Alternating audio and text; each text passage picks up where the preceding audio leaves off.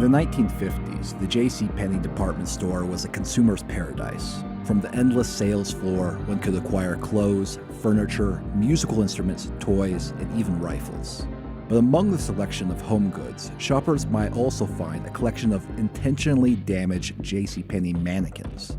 They had recently survived a blast from the atomic bomb. After they were blasted at the Nevada test site, the government's laboratory for nuclear weapons, they went on a tour from store to store. They were charred and their clothing was tattered, and they were accompanied by a sign encouraging the shoppers to see themselves in the lifeless plastic. These mannequins could have been live people. In fact, they could have been you. Unlike the rest of the mannequins in the store, they were not on display in order to sell fashion. Instead, they sold an important message that was crafted by early Cold War policymakers, namely, that the Soviets could strike at any time. The bomb was something to fear.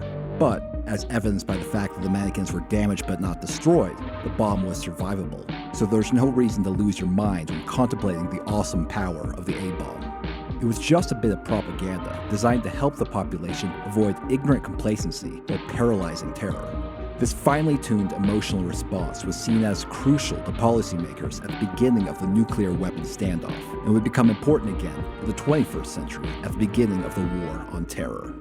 I'm Travis View, and this is Trickle Down, a podcast about what happens when bad ideas flow from the top. With me are Liv Agar and Jake Rockatansky. Episode 7, How to Be Afraid, Part 1.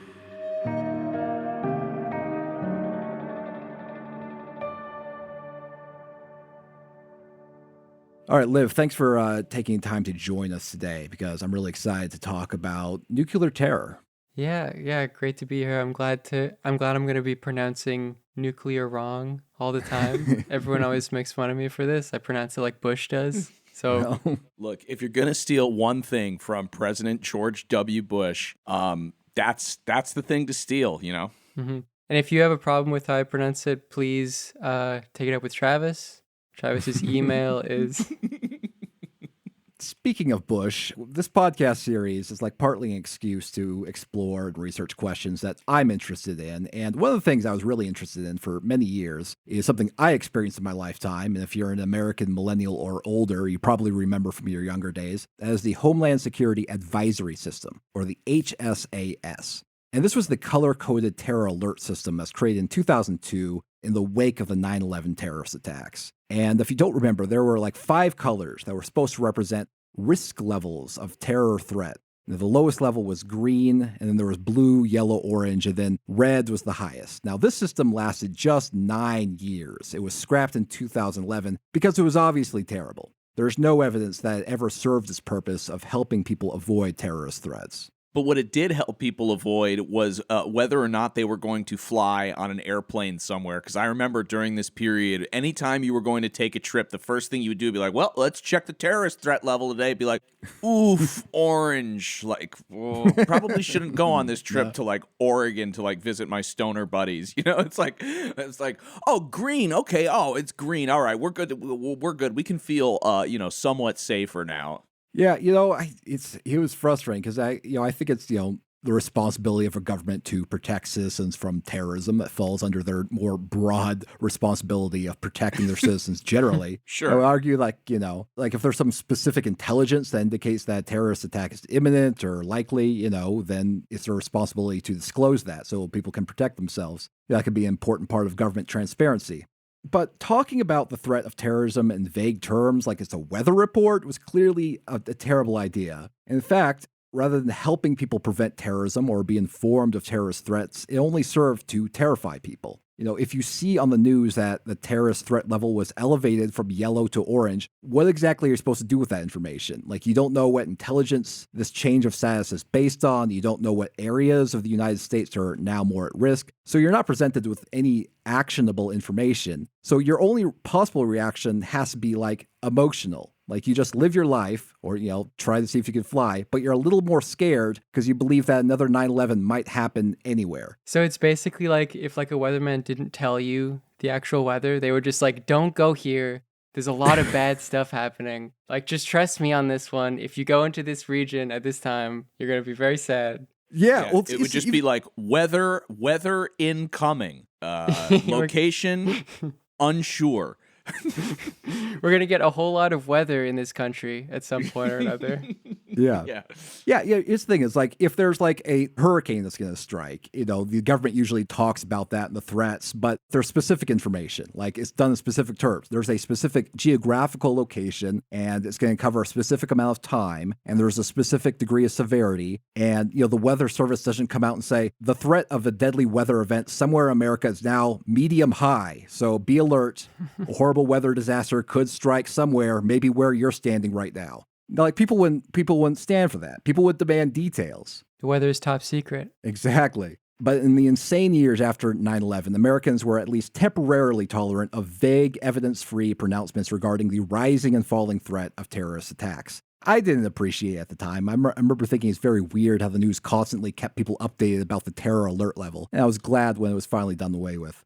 Now, I started researching how the system got into place and how it was used and implemented, and what caused the government to realize that was worthless after trying it for less than a decade. And as I looked into it, I realized that in order to really understand how this debacle happened, I needed to understand the first real existential threat to America and the world, which was nuclear weapons. Because before the US felt the need to communicate terrorist threats to citizens, it felt the need to communicate the nature of the nuclear threat.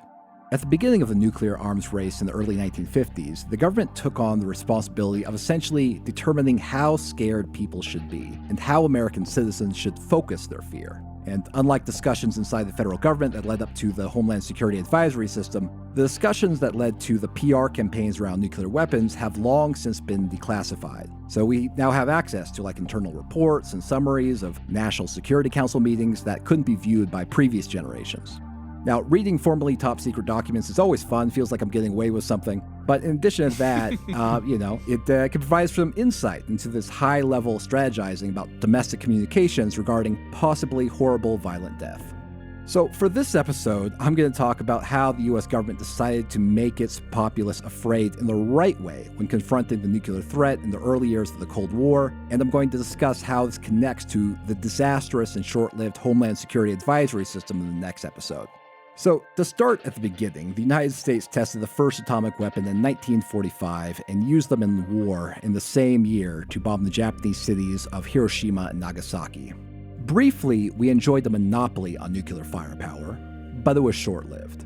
The problem with nuclear weapons is that their function flows from principles of physics discovered in the 20th century, and the challenges in making the bomb involve engineering rather than science. So that, combined with the fact that the Soviet Union had some well-placed spies that revealed America's nuclear secrets, meant that the Soviets tested their own atomic bomb in 1949. Yeah, shout out to the communists in the America's nuclear physics program that leaked all those, so we didn't have some terrifying unipolar American nuclear world. I will say that the Soviets were the reputation of their intelligence program was well deserved. The American nuclear program was thoroughly penetrated. Well, and look, is that not the point of communism? It's like we share the wealth, we share the nuclear secrets. And almost the nuclear hellfire. Almost the bad part as well. The terror induced by the nuclear arms race intensified after the first test of a hydrogen bomb in November of 1952. This thermonuclear device was 500 times more powerful than the first atomic bombs. When it was tested in the middle of the Pacific Ocean as part of a test series called Operation Ivy, the bomb left a crater a mile long and 175 feet deep. Hey there, you've been listening to a sample clip of Trickle Down. This is a side project that I've been working on. It's a 10-episode series about misinformation and bad ideas that flow from high authority sources. I think it's fascinating, and it's a way for, me to explore the way people who should know what they're talking about don't always actually. I'm not gonna lie, some of it's kind of a bummer, but if you're anything like me, that's actually more of a reason to dive into the subject matter. Like with the premium episodes of QAnon Anonymous, all the episodes of Trickle Down are available to people who support us through Patreon. Still the same $5 a month, double the extra content, same price that we've been doing since 2018. We are inflation-proof. Inflation-proof. Inflation-proof. Inflation-proof.